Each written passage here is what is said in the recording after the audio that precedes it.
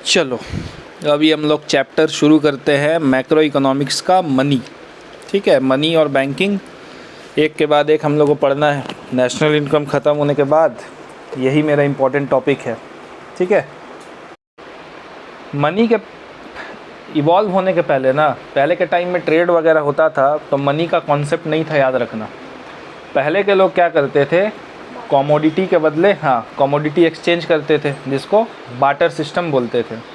तो सबसे पहले हम लोग को बार्टर सिस्टम का डेफिनेशन पढ़ना है या मीनिंग पढ़ना है। देखो, बार्टर एक्सचेंज या barter system refers to exchange of goods for goods an economy where there is direct barter of goods and services is called barter economy. और बार्टर इकोनॉमी को हम लोग क्या बोलते हैं, सीसी इकोनॉमी भी बोलते हैं। सीसी का मतलब है commodity in exchange of commodity. ठीक है, एक ऐसा इकोनॉमी जहाँ पर मनी का कोई कॉन्सेप्ट नहीं होता था। आपको अगर सामान चाहिए तो बदले में आपको क्या देना पड़ेगा, सामान या सर्विसेज आपको प्रोवाइड करना पड़ेगा। ठीक है, इसका सबसे मेन इम्पोर्टेंस क्या है कि बार्टर सिस्टम तभी काम करेगा या तभी एग्जिस्ट करेगा जब डबल कोइंसिडेंस ऑफ वांट्स हो। डबल कोइंसिडेंस ऑफ वांट्स का मतलब क्या होता है, मान के चलो कि अगर हम लोग अभी बार्टर इकोनॉमी में है और दो आदमी हैं, ए और बी, तो यहाँ पर डबल कोइंसिडेंस ऑफ वांट का मतलब क्या है कि ए को चाहिए चावल और बी को चाहिए मान के चलो दूध। ठीक है, तो ए के पास दूध है तो ए दूध क्या करेगा, बी को दे देगा, और बी के पास जो चावल है वो ए को ट्रांसफ़र कर देगा। लेकिन सबसे बड़ा समस्या ये है कि कभी कभी हमको जो सामने वाले इंसान से चाहिए वो उसके पास है। जैसे अगर मान के चलो मेरा और तुम्हारा बात करें तो मेरा को मान के चलो कि चप्पल चाहिए, तो तेरे पास चप्पल है, लेकिन चप्पल के बदले में तुमको क्या चाहिए, दूध चाहिए, लेकिन मेरे पास दूध नहीं है, मेरे पास चावल है। तो उस केस में क्या होता था, ट्रांजैक्शन पूरा नहीं हो पाता था। ठीक है, तो बार्टर सिस्टम तभी काम करेगा जब double coincidence of want exist करे। जब दो आदमी के बीच एक्सचेंज हो रहा हो तो दोनों के पास जो सामान है ना, जो गुड्स या फिर सर्विस है, वो दोनों को चाहिए होगा। मतलब ए के पास जो है वो बी को चाहिए और बी के पास जो है वो ए को चाहिए, तभी यहाँ पर क्या हो जाएगा, एक्सचेंज पॉसिबल होगा, नहीं तो पॉसिबल नहीं होगा। ठीक है, चलो अभी के समय में भी अगर देखा जाए ना, बार्टर सिस्टम एग्जिस्ट करता है कहीं कहीं। जैसे कि मान के चलो अभी भी बहुत सारे लोग रिक्शा वगैरह में आते हैं या साइकिल वगैरह में आते हैं, तो देखना वो लोग बोलते हैं आपके पास कुछ कटा हुआ बाल, मतलब होता नहीं है, बाल झाड़ते झाड़ते जो बाल बच जाता है तो उसको हम लोग जमा करके रखते हैं, तो उसके बदले में हमको बर्तन मिलता है। या फिर गांव के तरफ चल जाएगी, मोबाइल ख़राब होगा तो मोबाइल ख़राब वाला ले लेते हैं, उसके बदले में तुमको कुछ बर्तन वगैरह दे देते हैं। और साथ ही साथ बहुत सारे लोग ऐसे होते हैं जो बाल वगैरह काटते हैं या कुछ छोटा मोटा सर्विस देते हैं, उसके बदले में वो क्या बोलते हैं कि हमको चावल दे दो। ठीक है, पहले के टाइम में, हम लोग के टाइम में था, जब हम लोग छोटे थे तब ये कॉन्सेप्ट था। घर घर में बाल काटने आता था और जो बाल काटता था सर्विस दे रहा है ना एक तरीके से, उसके बदले में वो पैसा नहीं लेता था, उसको चावल आटा ये सब दिया जाता था।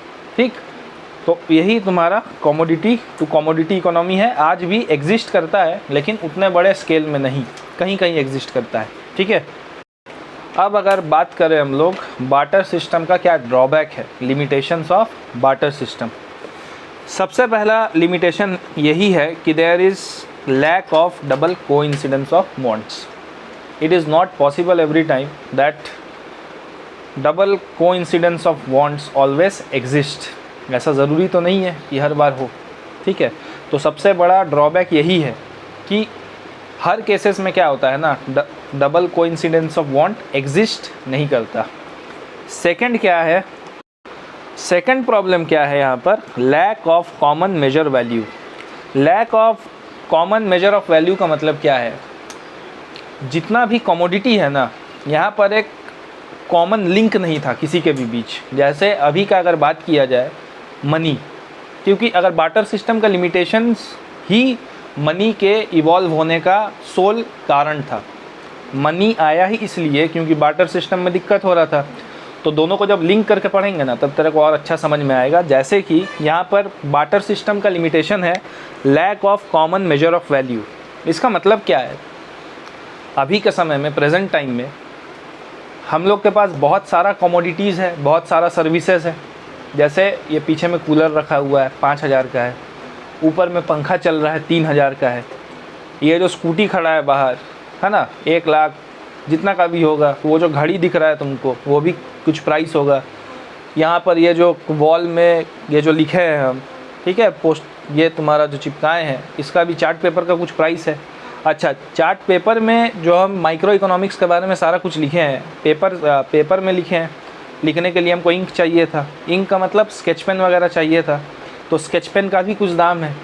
ये जो तुम बैठी है चादर बिछाया हुआ है, तो चादर का भी कुछ प्राइस है, हर चीज़ का प्राइस है ना, हम लोग कपड़ा भी पहने हैं उसका भी प्राइस है। इसका मतलब क्या है कि जब से मनी आया है, जब से मनी इवॉल्व हुआ है, उसके बाद से हम लोग क्या कर सकते हैं, दुनिया में जितना भी गुड्स एंड कमोडिटीज़ है सबको एक कॉमन वैल्यू दे सकते हैं। मतलब इंडिया में है तो रुपीज़ बोलेंगे, है ना, यूरोप में है तो यूरो बोलेंगे, ऐसे करके तुम्हारा बहुत सारा उसका यूनिट्स हो जाएगा। लेकिन कहने का मतलब ये है कि सारे चीज़ को हम कंपेयर कर सकते हैं ना, सबको एक वैल्यू दे सकते हैं ना, ठीक है। लेकिन बार्टर सिस्टम में ऐसा नहीं था। अब बार्टर सिस्टम में दिक्कत क्या था कि अगर मेरे पास 1 किलो चावल है और तुम्हारे पास मान के चलो 5 लीटर दूध है, अब क्या ये तय करना पॉसिबल है कि 1 किलो चावल और 1 किलो चावल के एक्सचेंज में हमको कितना लीटर दूध मिलना चाहिए? पॉसिबल नहीं है ना, क्योंकि कोई कॉमन वैल्यू नहीं है। लेकिन मनी के आने से ये पॉसिबल हो सकता है। जैसे कि मान के चल 1 किलो चावल का दाम है 20 रुपया और 1 लीटर दूध का दाम है 10 रुपया, तो 1 किलो चावल कितना लीटर दूध के बराबर हुआ? 20 रुपया है और 1 लीटर दूध का दाम है 10 रुपया, तो 1 किलो चावल कितना लीटर दूध के बराबर हुआ? अरे बुड़बक, अगर 1 किलो चावल 20 रुपए का है और 1 लीटर दूध 10 रुपए का है, तो 1 किलो चावल के बदले में कितना लीटर दूध मिलना चाहिए? तो बार्टर सिस्टम में ये दिक्कत है, मेजर करने के लिए कोई वैल्यू सिस्टम ही नहीं है। समझ में आया अब? चलो, थर्ड नंबर में क्या है? Lack of standard of deferred payments. ये थोड़ा अलग लग रहा है, स्टैंडर्ड ऑफ डिफर्ड पेमेंट्स। इसका मतलब क्या है कि इसमें कोई क्रेडिट ट्रांजैक्शंस नहीं हो सकता। क्रेडिट ट्रांजैक्शन मतलब समझती है, उधारी में कोई ट्रांजैक्शन नहीं हो सकता, ठीक है। अब बार्टर सिस्टम में उधारी में कोई ट्रांजैक्शन क्यों नहीं हो सकता, इसको एक्सप्लेन किया गया है। The borrower may not able to arrange goods exactly same quality at the time of repayment, ठीक है। मान के चलो कि तुम हमको बार्टर सिस्टम का ही बात हो रहा है, ठीक है। तुम जो है ना हमको एक सेब ला के दी, सेब समझती है ना, एप्पल, वो हमको ला के दी। हम बोले कि अभी हमको भूख लग रहा है, पैसा तो है नहीं, क्योंकि बार्टर सिस्टम का बात हो रहा है ना, पैसा तो है नहीं। तो हम तेरे को बोले कि अभी मेरे को ये सेब खाने दो, हम तुमको 5 दिन बाद सेब दे देंगे। अब 5 दिन बाद जब तुमको हम सेब लौटाएंगे तो वो तो हम कहीं से लेके आएंगे, वो सेम सेब तो रहेगा नहीं ना जो तुम हमको दी थी। क्या उसका शेप, साइज़, क्वालिटी, मिठास एक जैसा होगा कि बहुत सारा पॉसिबिलिटीज़ है कि अलग अलग होगा? अलग अलग होगा। तो क्रेडिट ट्रांजैक्शन में एक प्रॉब्लम आ रहा है कि सामने वाला इंसान जिस क्वालिटी में हमको सामान दे रहा है ना, हमको उस क्वालिटी में उसको लौटाने में दिक्कत हो रहा है। जैसे मान के चलो तुम हमको अगर फ़ोन देगी पूरा अच्छा वाला और हमको बोलेगी कि सर आप हमको बाद में एक फ़ोन दे दीजिएगा, अभी आप इसको चला लीजिए। बाद में हम तेरे को फ़ोन देंगे और उसका स्क्रीन टूटा हो या फिर वो दरार पड़ा हो उसके कैमरा में, तो तुम लेगी उसको? नहीं लेगी। तो ये दिक्कत है, ठीक है, कि सेम क्वालिटी का गुड्स को रीपे करने में हमको दिक्कत आएगा। सेकंड प्रॉब्लम क्या है? There may be conflicts regarding to which specific commodities to be used for repayment. अब दिक्कत ये भी है कि तुम हमको सेब दे दी और बोली कि सर हमको 5 दिन बाद सेब नहीं चाहिए, हमको क्या दे दीजिएगा? सेब के बदले ऑरेंज दे दीजिएगा। अब दिक्कत ये है कि सेब और ऑरेंज सेम कमोडिटी नहीं है। सेब को पाने के लिए अगर जितना मेहनत करना पड़े, हो सकता है उससे ज़्यादा मेहनत हमको ऑरेंज को तुमको देने के लिए करना पड़ेगा, क्योंकि जो एरिया में हम लोग रहते हैं, मान के चलो जो सेब है इजीली अवेलेबल है और जो ऑरेंज है उसको हमको कहीं दूर से लाना पड़ेगा तोड़ के। तो ये भी एक दिक्कत है। अगर तुम डिमांड रख दी कि हम तो आपको सेब दे रहे हैं क्योंकि आपको भूख लग रहा है अभी, लेकिन 5 दिन बाद जब आप लौटाएंगे ना इसको, तब हमको सेब नहीं चाहिए, ऑरेंज चाहिए, तो इसमें क्या हो जाएगा? कन्फ्लिक्ट हो जाएगा, ठीक है। तीसरा नंबर क्या है, the commodity to be repaid may lose और gain its value over the time period of repayment. अब इसका मतलब क्या है कि जो कमोडिटी तुम हमको दे रही है और जो कमोडिटी हम तुमको लौटाएंगे, है ना, उन दोनों का जो वैल्यू होगा ना, उन दोनों के बीच में क्या हो जाएगा कि समय के साथ उसका वैल्यू कम हो जाए या समय के साथ उसका वैल्यू बढ़ जाए। फॉर एग्ज़ाम्पल हम बता रहे तुमको इसको समझने के लिए। अभी फसल कटा है, अभी चावल तुम्हारे पास बहुत सारा है स्टॉक में, तो अभी जो चावल है, धान कटा है तो तुम्हारे पास बहुत सारा चावल है ना अभी स्टॉक में, तो अभी के टाइम में चावल जब तुम्हारे पास बहुत क्वांटिटी में है तब उसका वैल्यू क्या होगा, कम होगा। क्योंकि किसी भी चीज़ का वैल्यू कब ज़्यादा होता है, जब कम क्वांटिटी में अवेलेबल हो। जैसे यहाँ पर हम लोग को पानी पीने मिल रहा है ना, तो पानी का कीमत या पानी का इम्पोर्टेंस अभी के समय में जमशेदपुर में कम है, लेकिन यही बेंगलोर में क्या हुआ है, पानी सूख गया है पूरा। तो हम लोग जिस तरीके से पानी को वैल्यू करते हैं, बेंगलोर वाला भी उस तरीके से करेगा कि उससे ज़्यादा करेगा, उससे ज़्यादा करेगा। ठीक है, ये समझ में आ गया ना। तो अब जब धान कटा था ना, या राइस का जब हार्वेस्टिंग हुआ था, उस समय तुम हमको चावल दे दी। अब तुम हमसे चावल उस समय में मांग रही है जब चावल का शॉर्टेज हो गया है। तो इसका मतलब क्या है, चावल तो सेम चीज़ है, लेकिन हाँ, देते तुम जब हमको दे रही थी तब उसका इंपॉर्टेंस क्या था, कम था। तो अभी तुम हमको 10 किलो दी थी, अभी चावल नहीं मिल रहा है, तो कायदे के हिसाब से, बाटर सिस्टम के हिसाब से हमको तो तेरे को 10 किलो ही लौटाना चाहिए ना, लेकिन चावल का शॉर्टेज हो गया अभी। तो उस समय जो 10 किलो चावल का वैल्यू था और अभी जो 10 किलो चावल का वैल्यू है, अभी का कंपैरिजन में वो तो ज़्यादा होगा ना, शॉर्टेज हो गया है ना। तो अभी चावल का जो 10 किलो का वैल्यू है ना, उस समय के हिसाब से अगर कंपेयर करेगी जब तुम हमको दी थी, तब मेरा जो वैल्यूएशन है चावल का वो हाई है। तो सीधा सा बात है, हम तेरे को 10 किलो तो देंगे नहीं, तेरे को हम बोलेंगे 3 किलो लो भाई, क्योंकि अभी शॉर्टेज है ना, अभी तुमको खाने मिल जा रहा है, वही बड़ा बात है। लेकिन अगर कॉमोडिटी से कॉमोडिटी एक्सचेंज हो रहा है तो भाई सेम क्वांटिटी में होना चाहिए ना। ठीक है, तो यहाँ भी क्या है, दिक्कत है कि अभी ये दिक्कत जो होता है ना, अगर इंडिजीनियस जो इंस्टीट्यूशन है जो क्रेडिट देता है, मतलब पैसा देता है, उसको अगर तुम सोना दी, ये प्रॉब्लम अभी एग्जिस्ट कर रहा है बहुत सारे मार्केट में कि जो चीज़ रजिस्टर नहीं है ना, तुम ये मैं गई, एक आदमी के पास गई, बोली कि भाई ये मेरा लो सोना लो, 1 लाख का सोना है, 1 लाख रुपये हमको दे दो। उस समय सोना का कीमत 1 लाख था, तो तुमको 1 लाख दे दिया। अब तुम पूरा यूज़ की और बोला कि 5 साल बाद लौटा देना। 5 साल बाद वही सोना का कीमत कितना हो जाएगा, 1 लाख रहेगा कि बढ़ जाएगा, बढ़ जाएगा। अब वो क्या बोलेगा, तुमसे 1 ही लाख लेगा कि बढ़ा हुआ है में लेगा। कायदे से लेना 1 ही लाख चाहिए, क्योंकि वो तो तुमको बोरो 1 ही लाख दिया था ना, क्रेडिट 1 ही लाख दिया था। ठीक है, तो ये जो सिस्टम अभी के मार्केट में चल रहा है ना, गोल्ड के मार्केट में, इंडिजीनियस मार्केट में, ये लास्ट वाला बात, वैल्यूएशन वाला जो बात है ना बाटर सिस्टम का, ये यही वाला है। समझ में आया? चलो, उसके बाद क्या है, lack of store of value. Lack of store of value का मतलब क्या है, सीधा भाषा में समझो इसको, फिर से मनी के साथ कंपेयर करके। अगर तुम्हारे पापा जो थे, है ना, मान के चलो 2001 में उनके पास एक 5 रुपये का सिक्का था, वो क्या किए थे, एक जगह में छुपा के रख दिए थे और समय के साथ भूल गए। अभी तुम लोग के घर में सफाई चल रहा था, तो तुम झाड़ी वाड़ी तो देखी कि वो 2001 में जो पापा 5 का सिक्का छुपाए थे ना, वो तुमको मिल गया। तो एक बात बताओ, उस समय भी उसका वैल्यू कितना था, 5 रुपया। इस समय भी उसका वैल्यू कितना होगा, बराबर होगा ना। लेकिन अभी एक बात बताओ कि अगर कोई तुमको कोई सब्जी दिया, क्योंकि हाँ, बाटर सिस्टम में जनरली क्या होता था ना, ये सब, अभी barter system existed in primitive society. Primitive समझती है, जब एकदम स्टार्टिंग में कल्चर आगे बढ़ रहा था, उस समय टेक्नोलॉजी नहीं था। ठीक है, तो उस समय में बाटर सिस्टम में जनरली क्या होता था, जितना भी खाने पीने का सामान है या जितना भी सामान है जो कि जल्दी ख़राब हो जाता था, उसी का ट्रेड होता था।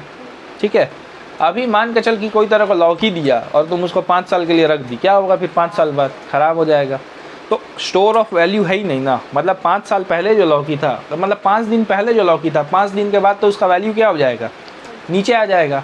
लेकिन एक बात बताओ, 10 रुपये का नया नोट है और 10 रुपये का एकदम पुराना नोट है, फटा उटा नहीं है, बस पुराना हो गया है, तो नए नोट से कितना रुपया का सामान खरीद सकती है, और पुराने नोट से भी 10 का सामान खरीद सकती है। ठीक है, तो वैल्यूएशन सेम रहेगा। समझ में आ गया? तो ये सब जो दिक्कत हुआ था ना, इन सब से लड़ने के लिए मतलब इस सब से उभरने के लिए तुम्हारा क्या हुआ था। ये सिस्टम कब तक चला? अब देखो मेन दिक्कत क्या है कि बार्टर सिस्टम कब तक चला था ये एग्जैक्टली कोई नहीं बता सकता है, ठीक है। क्यों? अभी भी एग्जिस्ट कर रहा है। पहले के टाइम में जब पैसा धीरे धीरे आना चालू हुआ था, ऐसा तो नहीं है ना कि एक ही बार में पैसा आ गया था और सब बार्टर सिस्टम छोड़ दिया था। धीरे धीरे पैसा आया, धीरे धीरे ख़त्म हुआ। तो एग्जैक्ट डेट नहीं बता सकते। इसलिए नहीं बता सकते क्योंकि वर्ल्ड में बहुत सारा ऐसा जगह है जहाँ पर अभी भी बार्टर सिस्टम चल रहा है। क्योंकि बहुत सारे लोग जो है ना ट्राइबल कम्युनिटी के भी है। हम लोग इंडिया में 8% पॉपुलेशन ट्राइबल कम्युनिटी का है ना, जिसमें से 30% पॉपुलेशन तो हमारे झारखंड और यहीं रहते हैं, उड़ीसा तरफ या फिर छत्तीसगढ़ के तरफ यहीं रहते हैं ना। तो अगर तुम वो लोगों के पास जाएगी ना तो वो लोग भी पैसा का इस्तेमाल ज़्यादा नहीं करते। और कहीं हम पढ़े थे अंडमान निकोबार में एक ट्राइब है, हमको एग्जैक्ट नहीं पता लेकिन आइलैंड है अंडमान निकोबार, वही वहाँ पर ट्राइब है, वहाँ पर पैसा चलता ही नहीं है। मतलब दुनिया में ऐसे बहुत सारे देश है ना जहाँ पर पैसा अभी भी चलता नहीं है। तो लेकिन वो लोग तो सर्वाइवल के लिए खाते पीते तो होंगे ही ना, या एक्सचेंज तो करते ही होंगे ना, तो वहाँ बार्टर सिस्टम चलता है अभी भी। तो पूरी तरीके से तो हटा नहीं है ये, ठीक है। चलो अब हम लोग आ जाते हैं मनी में। मनी का मतलब क्या है? मनी का मतलब वो कमोडिटी जो बार्टर सिस्टम के सारे लिमिटेशंस को क्या कर दे, ख़त्म कर दे, ठीक है। तो देखो money is anything which is generally accepted as medium of exchange. ये याद रखना, यही इसका फीचर बनेगा। कैरेक्टरिस्टिक्स या फीचर इसके मीनिंग में ही है। Money is anything which is generally accepted. सबसे पहला बात वो जनरली एक्सेप्टेड होना चाहिए। मतलब इंडिया में है ना, तो इंडिया में जहाँ कहीं भी जाओ 10 रुपये का नोट, 500 का नोट, ठीक है, 200 का नोट, सब जगह क्या होना चाहिए, चलना चाहिए। मतलब लोग उसमें जो ट्रांजैक्शन करेंगे ना उसमें वो लोग सहज रहें। मतलब ऐसा नहीं है, बीच में हुआ था ना 1 रुपये का छोटा वाला सिक्का नहीं ले रहा था, तो ऐसा नहीं होना चाहिए। जनरली एक्सेप्टेंस होना चाहिए। अभी भी नहीं लेता है लेकिन उसके ऊपर हम लोग एक्शन ले सकते हैं। अगर कंप्लेन कर देंगे तो जेल में वो चल जाएगा, जो लेने से मना कर रहा है दुकानदार। उसके बाद क्या है, जनरली एक्सेप्ट करेंगे लेकिन किस फॉर्म में, as medium of exchange. Medium of exchange का मतलब सामान लीजिए, सामान परचेज़ कीजिए, पैसा दीजिए, या फिर अगर सामान बेच रहे हैं या सर्विस बेच रहे हैं उसके बदले में पैसा मिलेगा। Major of value. Major of value का मतलब उसका कोई वैल्यू नहीं। मेजर ऑफ वैल्यू का मतलब अभी तो समझाएं, जितना भी गुड्स एंड सर्विसेज है सब को हम लोग क्या कर सके, पैसे के टर्म्स में मेजर कर सके, ठीक है। कूलर कितने का है, मोबाइल कितने का है, जूता कितने का है, अब सब अलग अलग है ना, कॉमोडिटी तो अलग अलग है लेकिन सब में कॉमन क्या है, उसका प्राइस, जो कि रुपीज़ में है या फिर डॉलर में है, जैसे भी है। उसके बाद है स्टोर ऑफ वैल्यू। पैसा का स्टोर ऑफ वैल्यू रहना चाहिए। 1 रुपये के सिक्के से हम 1 रुपये का सामान खरीद सकते हैं। 500 के नोट से हम लोग क्या कर सकते हैं, 500 का ही सामान खरीद सकते हैं, ठीक है। हाँ, उसको रख भी सकते हैं, सही बात है। And means of standard of deferred payments. Credit transaction के लिए भी इसका यूज़ हो सकता है। अभी तुम दुकान में, जैसे राशन दुकान में जनरली हम लोग का जो आसपास जो राशन दुकान रहता है उसमें तो generally standard of deferred payment ही चलता है ना। कभी कभी ऐसा नहीं होता, बहुत जन देखना पूरा महीने भर का पैसा लेते, मतलब सामान लेते हैं, गुड्स लेते हैं और बोलते हैं कि पापा को पेमेंट मिलता है तो हफ्ते हफ्ते में या महीने में एक बार, या फिर जैसे कम पड़ेगा तो उसमें हाँ कम पड़ेगा तो ये हो जाता है, एडजस्ट हो जाता है, लास्ट में पेमेंट हो जाता है, ठीक है। समझ में आ गया, कोई दिक्कत? चलो उसके बाद इसमें एक टर्म आ जाता है मनी सप्लाई, ठीक है। अब मनी सप्लाई का मतलब क्या है? Money supply refers to total volume of money. Total volume का मतलब क्या है? यहाँ पर बात हो रहा है कि जितना भी पैसा सर्कुलेट हो रहा है, 1 रुपये के सिक्के से लेकर के, अगर इंडिया का बात करें तो 1 रुपये के सिक्के से लेकर के 500 ही है ना अभी हाईएस्ट, 2000 का था वो तो बंद हो गया फिर से, ठीक है। Held by public. पब्लिक का मतलब हम लोग जो वहाँ के रेसिडेंट्स है, at a particular point of time. यहाँ पर बात चल रहा है पॉइंट ऑफ टाइम का, नॉट पीरियड ऑफ टाइम, याद रखना। पॉइंट ऑफ टाइम का मतलब अभी कितना है, 1 हफ्ता में कितना था या 1 महीना में कितना था, वो बात नहीं हो रहा है, अभी एट पॉइंट ऑफ टाइम कितना है इन एन इकोनॉमी। इकोनॉमी का मतलब वही अर्थव्यवस्था कोई भी देश का, ठीक है, समझ में आ गया। अब फीचर्स ऑफ मनी सप्लाई में ये जान के रखिए, it includes money held by public only. The term public here means individual and business firms. It does not include money creating sectors like government and banking system. Public का यहाँ मतलब है कि पैसा का वॉल्यूम किसके पास रहे, बिजनेस के पास, और जो नॉर्मल पब्लिक है जैसे हम और तुम हैं, इसमें गवर्नमेंट और बैंक जो कि पैसा का जनरेशन करता है, ठीक है, उसको एक्सक्लूड किया है. एक्सक्लूड का मतलब उसको काउंटिंग में नहीं लेंगे, ठीक है. इट इज़ स्टॉक कॉन्सेप्ट, ये फ्लो कॉन्सेप्ट नहीं है. हम लोग पढ़े थे ना स्टार्टिंग में, स्टॉक और फ्लो का कॉन्सेप्ट होता है. तो ये क्या कॉन्सेप्ट है, स्टॉक का कॉन्सेप्ट है. क्यों? क्योंकि एक पर्टिकुलर पॉइंट ऑफ टाइम के बारे में बात करता है. अगर फ्लो का कॉन्सेप्ट होता तो ये पॉइंट ऑफ टाइम के बारे में बात नहीं करता, पीरियड ओवर अ टाइम के बारे में बात करता, ठीक है. चलो, measures of money supply. Measures of money supply में क्या है, till 1967 to 1968 RBI used only narrow measure of money supply, but since 1977 four alternative measures of money supply M1, M2, M3, M4 has been evolved. ठीक है, money supply को अगर हमको जानना है कि इकोनॉमी में मनी सप्लाई कितना है, ठीक है, तो उसको जानने का कैटेगराइजेशन किया गया है 4 ऑल्टरनेटिव वेज में. पहला है M1, ऐसे करके M2, फिर M3, फिर M4. चारों का अलग अलग फार्मूला होता है, ठीक है. सबसे पहले M1 का बात करें. M1 is equal to currency and coins. दोनों चीज़ है, पेपर नोट भी है और कॉइन भी है. With public plus demand deposit with commercial banks. Demand deposit का मतलब हम लोग पैसा जमा करते हैं ना बैंक में, वो भी इसमें इंक्लूडेड है. Plus other deposits with RBI. अगर RBI के साथ भी हम लोग का मतलब पब्लिक और बिजनेस फर्म का याद रखना.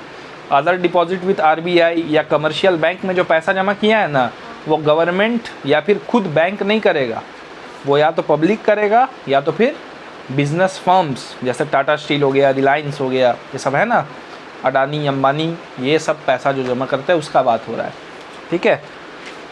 इसमें 2 चीज़ है, currency and coins held with public का मतलब यहाँ पर पेपर नोट और साथ ही साथ जो कॉइन्स है मतलब सिक्का. पेपर नोट तो है ही, साथ में जो सिक्का भी है उसका भी बात हो रहा है, ठीक है. Currency money is also known as fiat money. Fiat money is defined as money which is under fiat or order of the government to act as money. Under this law it must be accepted for all debts. Fiat money का मतलब क्या होता है कि government बोल दिया है कि इसको आप पैसे की तरह क्या कर सकते हैं, यूज़ कर सकते हैं, इसीलिए लोग इसको एक्सेप्ट करते हैं कि पैसे के फॉर्म में इसको यूज़ किया जाना चाहिए, ठीक है. अच्छा, इसको लीगल टेंडर मनी भी बोलते हैं. लीगल टेंडर मनी इसलिए बोलते हैं क्योंकि जब भी आप नोट देखेंगे ना, कोई भी नोट देख लो, 10 रुपये का या 500 रुपये का, उसके पीछे RBI का जो गवर्नर होता है ना, उसका सिग्नेचर होता है और लिखा रहता है आई प्रॉमिस टू पे दिस सम ऑफ अमाउंट. इसका मतलब क्या है कि वो RBI के द्वारा, सरकार के द्वारा बैकअप किया हुआ है. वो जो ये जो नोट है ना, अगर कहीं नहीं चला तो हम लोग क्या करते हैं, अल्टीमेटली बैंक में जमा कर देते हैं. इसीलिए तुमको पता होगा कि जब नोट फट जाता है, जब लेता नहीं है कोई, तो वो बेकार नहीं होता. जैसे तेरे पास अभी 500 का नोट है, 2 टुकड़ा में फाड़ दो तो कोई दिक्कत नहीं है, उसको बैंक में जाकर जमा कर देना, 500 रुपये तेरे अकाउंट में क्या आ जाएगा, डिपॉजिट हो जाएगा. ऐसा क्यों हुआ? क्योंकि RBI ने प्रॉमिस किया है कि आपके पास अगर 500 है तो आपको 500 के वैल्यूएशन का कुछ मिलेगा ही मिलेगा. अगर कोई नहीं देता तो कौन देगा? RBI देगा, बैंक देगा, ठीक है, कोई दिक्कत. चलो, इसके बाद है demand deposit with commercial bank. It refers to demand deposit of public with commercial bank. Demand deposits are deposits which can be encashed by issuing checks at any time by the account holder. The demand deposit is treated as equal to currency held as it is readily accepted as means of payment. Demand deposit का मतलब क्या है, जो normally हम लोग savings account में पैसा जमा करते हैं ना, या बैंक के पास पैसा जो जमा करते हैं, जिसको जब चाहे जैसे चाहे चेक के थ्रू निकाल सकते हैं, या फिर ATM से निकल जाता है जो, या गूगल पे से, अभी मॉडर्न वे में गूगल पे से भी ट्रांसफ़र हो जाता है, तो जब चाहे उसको कर सकते हैं ना. जैसे इसको करेंसी हेल्ड विद पब्लिक में क्यों लिया गया है, जैसे तेरा पॉकेट में 10 रुपया है, तुम अभी चाहे 10 रुपये के कुरकुरे खा सकती है, वैसे ही तेरा बैंक में पैसा है और तेरे को कुरकुरे खाना है अभी, तो बैंक से जाकर पैसा निकालना होगा कि गूगल पे से ट्रांसफ़र कर देगी, हो जाएगा. सिंपल है ना। तो वहाँ भी पैसा है, कभी भी कहीं भी यूज़ कर सकती है। समझ में आ गया? नोट एक्सचेंज हो जाता देखो, नोट फट जाता है और लोग टेंशन लेते हैं, इसलिए नहीं कि उसको पैसा नहीं मिलेगा। अभी का आदमी कोड़िया हो गया है, उसको बैंक में जाना नहीं है। जैसे तेरे ही पास अगर 500 का नोट हो ना और फटा का फटा रह जाए, तो हमको पूरा विश्वास है 1 महीना 2 महीना जब तक तेरे को ज़रूरत नहीं होगा ना कि हमको 500 रुपया चाहिए, तब तक तुम बैंक में जाके उसको चेंज नहीं करवाएगी। ठीक है? तो लोगों को डर इसलिए नहीं लगता कि उसका 500 रुपया लाल हो जाएगा अगर वो नोट फट गया, तो लोग को डर इसलिए लगता है कि अपना बेशकीमती समय निकाल के उसको बैंक में जाना पड़ेगा। ठीक है? चलो, अदर डिपॉजिट विथ आरबीआई भी है। इसमें क्या क्या आ जाता है? It includes deposit held by RBI on behalf of foreign banks and governments, public financial institutions, world bank, IMF. However it does not include deposits of Indian government and commercial bank with RBI. ठीक है? इसमें जो foreign का जो पैसा वैसा आता है सब आरबीआई में जमा होता है, तेरे को पता होगा। जैसे अगर हम लोग को पैसा चाहिए ना तो हम लोग SBI से लोन ले लेते हैं। गवर्नमेंट तो ऐसा नहीं कर सकता ना। अगर हम लोग लोन लेते हैं या कुछ भी हम लोग का पैसा आता है तो SBI, HDFC ये सब कमर्शियल बैंक है, इसमें आता है ना। लेकिन अगर भारत सरकार को कभी पैसा का ज़रूरत पड़ गया तो वो किससे लेगा? IMF से लेगा, वर्ल्ड बैंक से लेगा, या कोई अपने जो पार्टनर कंट्री है जिसके साथ रिलेशन अच्छा है, जैसे रशिया हो गया, USA हो गया, ये लोग से पैसा उधारी लेगा, मतलब पैसा मंगवाएगा। तो ये पैसा SBI या HDFC में नहीं आएगा, वो पैसा कहाँ आएगा? RBI के पास आएगा, क्योंकि सरकार का जो बैंक है वो कौन है? RBI है। जैसे हम लोग का bank normally SBI, HDFC, cooperative bank ये सब है ना, bank of India, RBI government का एक ही बैंक है RBI। ठीक है? तो सरकार का जो पैसा है या कमर्शियल बैंक का जो पैसा RBI के पास जमा है ना, उसको एक्सक्लूड करके जो चीज़ आ जाएगा वो M1 में इंक्लूड हो जाएगा। ठीक है? समझ में आ गया? उसके बाद है M2। M2 में क्या आ जाएगा? जो M1 में 3 चीज़ था वो सब तो आएगा ही, साथ ही साथ saving deposit with post office saving bank. हम लोग जो है ना, कोई लोग होता है बैंक में ही पैसा जमा नहीं करता, ये अपने पास पैसा नहीं रखता। पोस्ट ऑफिस भी ऑप्शन देता है पैसा सेव करने का। पोस्ट ऑफिस सुनी है क्या होता है? तेरे घर के पास तो है, गुरुद्वारा के आगे, वहाँ पर भी जाके तुम पैसा जमा कर सकती है, उसके बदले में तुमको इंटरेस्ट मिलेगा। तो M2 में क्या हो जाएगा? M1 में जो है वो, और साथ ही साथ तुम्हारा पोस्ट ऑफिस में जो पैसा सेविंग्स में जमा किया गया है वो आ जाएगा। ठीक है? कोई दिक्कत? चलो, M3 में क्या आएगा? अब M3 में M1 आएगा, M2 नहीं आएगा, याद रखना। M3 में M1 आएगा। M1 का 3 चीज़ आएगा, और साथ ही साथ net time deposit with banks. Net time deposit with banks का मतलब जो लॉन्ग टर्म डिपॉजिट करते हैं ना, जो FD करते हैं हम लोग 5 साल 10 साल के लिए, वो सब आ जाएगा। ठीक है? उसके बाद तुम्हारा M4 में क्या आ जाएगा? M3, और M3 में क्या है? M1 है। तो M4 में तुम्हारा क्या है? M1 भी है, और M3 में M1 है ना। अगर इसमें M3 है M4 में, और M3 में अगर M1 का सब कंपोनेंट है, तो इसका मतलब M4 में भी M1 का कंपोनेंट होगा। तो M4 में तुम्हारा M1 का तीनों component plus net time deposit with bank ये आ गया, और plus total deposit with post office saving bank. ठीक है? पोस्ट ऑफिस के पास जो टोटल डिपॉजिट है, और इसमें एक्सक्लूड हो जाएगा NSC। NSC का मतलब क्या होता है? National saving certificate.